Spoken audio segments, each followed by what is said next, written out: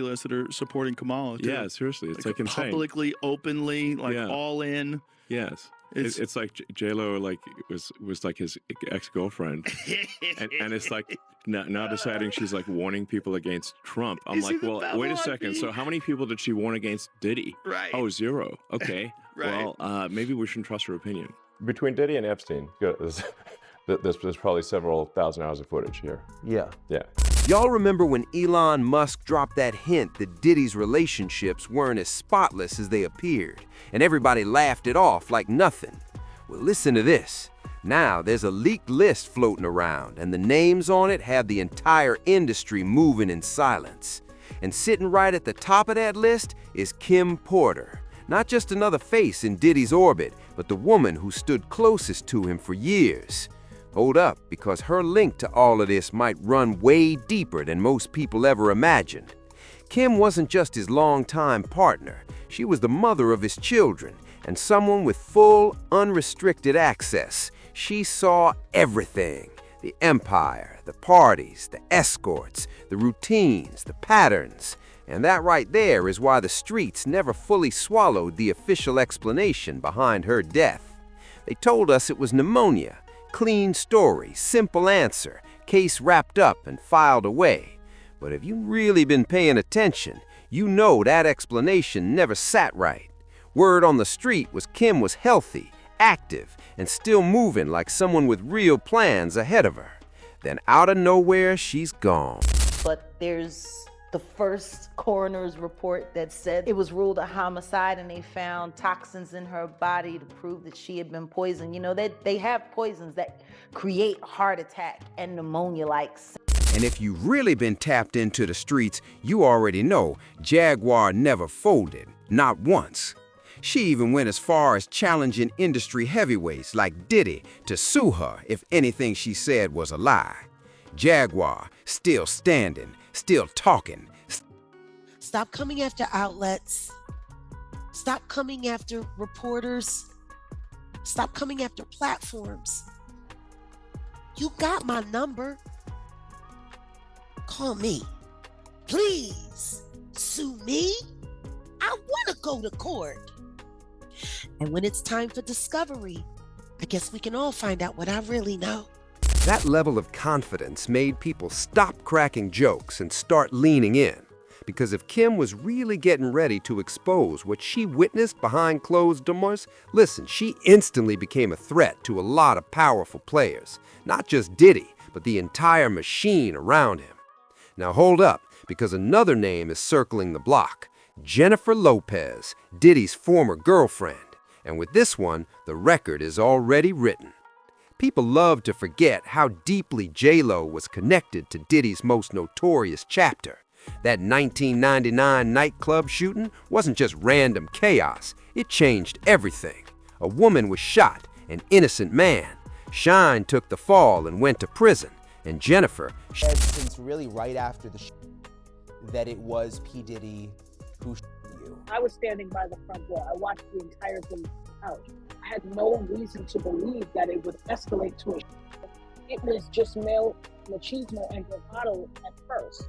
When I was a 18-year-old kid, just wanting to do nothing other than make my mother proud and make Belize proud and do what all of us want to do, be recognized for our talent and take over the world.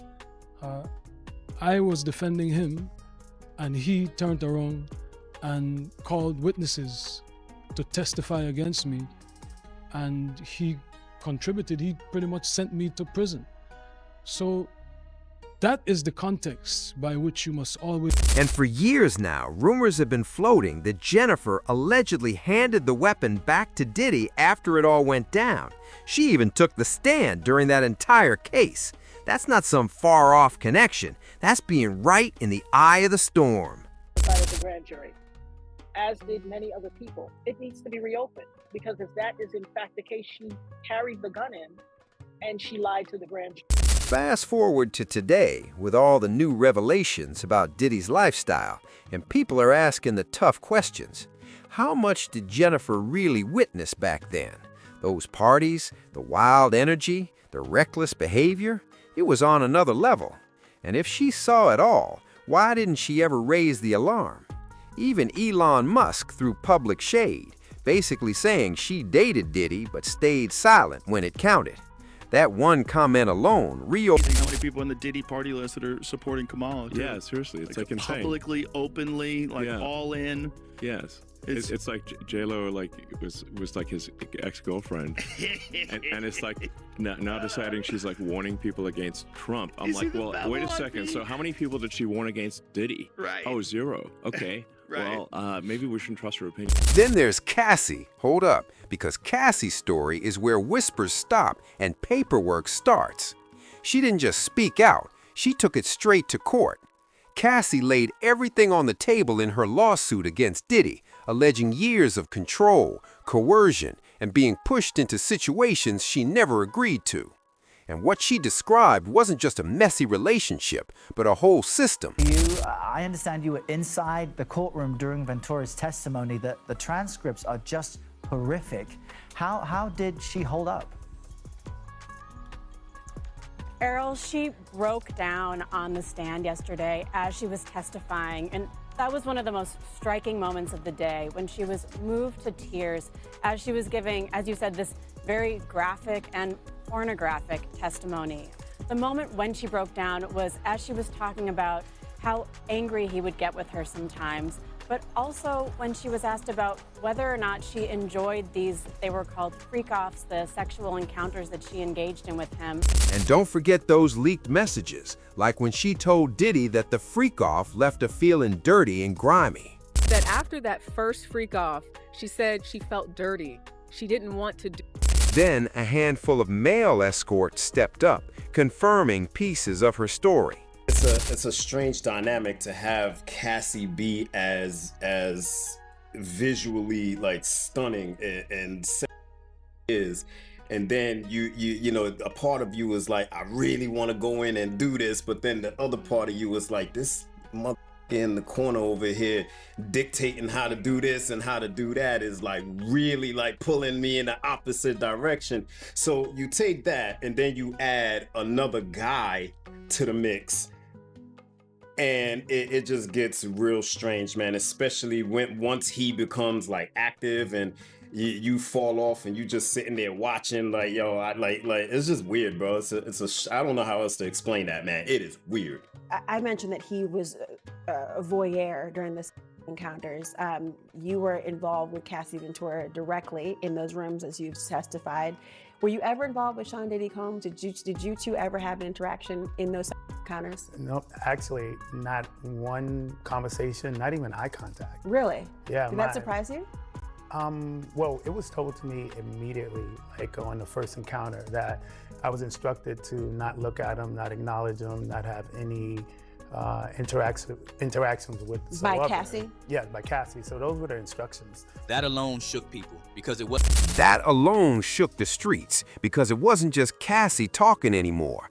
Outsiders were confirming patterns. But here's where the conversation gets messy. Some believe Cassie knows more than she's ever revealed, having been inside long enough to see exactly how the machine operated. And while she eventually spoke out, whispers suggest she may have also played a role early on, out of survival, fear, or conditioning. Let's keep it real. Diddy allegedly settled Cassie's lawsuit for $20 million. Yeah, that doesn't erase her experience, but it does make you wonder how deep the system really went. Next up, another name floating in the mix, Young Miami, Diddy's ex. If loyalty had a face in this saga, it might be hers. While lawsuits piled up, videos leaked, and public opinion flipped overnight, Young Miami stayed solid. She didn't disappear or distance herself. She doubled down. She even wrote a letter to the judge ahead of Diddy's sentencing, calling him a good man, loving, talks about in those years how they were in a public relationship, and she says she came to know a completely different person. She says that Diddy motivated her, he believed in her, he helped her grow both professionally and personally, and she says that she's writing this letter because she believes it's important to the court to know the side of Diddy that isn't always. But the internet wasn't having it. People started saying it looked less like love and more like straight-up dependence. We're talking private jets, vacations, designer bags, a lifestyle that doesn't come cheap. And folks noticed something else that made eyebrows raise. She was allegedly at some of those infamous parties Cassie described. Same white nail polish, same inner circle, same energy. That's when the whispers got darker. Some saying she should go down with him, because when the ship's sinking, anyone still defending the captain gets pulled under too. Now hold up, another name hitting the block, Paris Hilton. While there wasn't a romantic tie, they shared a strong connection. A lot of people want to paint Paris as just popping in for vibes, partying and bouncing, but receipts tell a different story. Word is she was front and center at Diddy's white parties, birthday bashes, and private events. Party I've ever been to was at blank's house. Puffy's 50th birthday. It was so sick. Yeah. Epic. All right, next one. Now that insiders are spilling on what really went down at those events, people are asking, did Paris just show up, dance, and leave, or did she witness things that should have raised alarms? Because silence from someone that visible, that's never neutral. It shields something. Then there's Ellen DeGeneres, and this one made folks seriously uneasy. Once the Diddy scandal started heating up, Ellen disappeared, packed up, left the country, and moved to England. Public explanation? Politics, stress, wanting peace, but the streets say panic. Ellen and Diddy weren't just casual acquaintances. He was a regular on her show. They openly joked about his wild parties. She even called him bizarre nicknames on air. About your birthday party, am I invited? Yes. Yes, you're definitely invited. I invite you to all my parties. You just haven't seemed to show up to No, any well, of them. is it on the East Coast? Yes. Well, that's why. Why don't you have one here on the West Coast? Because I work all the time. Okay, well, maybe I have one at your house. Where's that? Now, what time would your party start, let's say? Like 9:30. Really, that early? Yeah. I could make that. Yeah. But I could think of you of starting a party at like midnight. Like, what time will it go till? That's a different type of party, though. Uh-huh. No, it'll go from like 9:30 to like maybe 3 o'clock, 3 o'clock. And then, we have the top 2 floors of the hotel. you know. And then it will carry on there? Yeah, yeah. Then no, I mean the after party. No, I know about them. Ellen, were you surprised by the allegations about P. Diddy? Did that surprise you about P. Diddy? He's been on your show many times. Have you been to his parties? Now, add the rumors about hidden tapes, powerful names, dusty files getting reopened, and Ellen choosing to disappear before things really blew up. That's when people started connecting dots, especially after Twitch passed away. Officially, it was ruled a suicide, but the conspiracy chatter went into overdrive. Some believe he may have seen something he was never meant to see. No proof on the table yet, but the patterns are hard for people to ignore. And if names start getting called, many think Ellen exited early to stay out of the blast zone. Now hold up, another name spinning back around the block, Naomi Campbell. Every time Diddy's name gets mentioned anywhere near Epstein conversations, Naomi's name somehow slides right back into the picture. People have whispered about this for years, but now the volume's all the way up. Naomi wasn't just popping in as a guest. According to street narratives, she allegedly helped connect people, open doors and smooth access, modeling gigs, private trips, exclusive invites, all the stuff that looks glamorous on paper, but turns real. This doesn't take into account the person being interviewed. Does it then become fake news? Well, it's pretty one-sided, and I don't want to get into that phrase, but I feel if you don't give the person the chance to speak for themselves and respond, I mean, this is a pretty established newspaper. You should give the person the right to respond to what. That explanation didn't sit right with people, especially when you factor in how deep her alleged ties to Diddy really were. Private islands, jets, the same elite circles, all of it. And when Diddy's scandals started breaking, Naomi quietly scrubbed him from her socials. That PhD celebration bash with Diddy attached, just gone. And when someone moves like that, listen, people start asking why.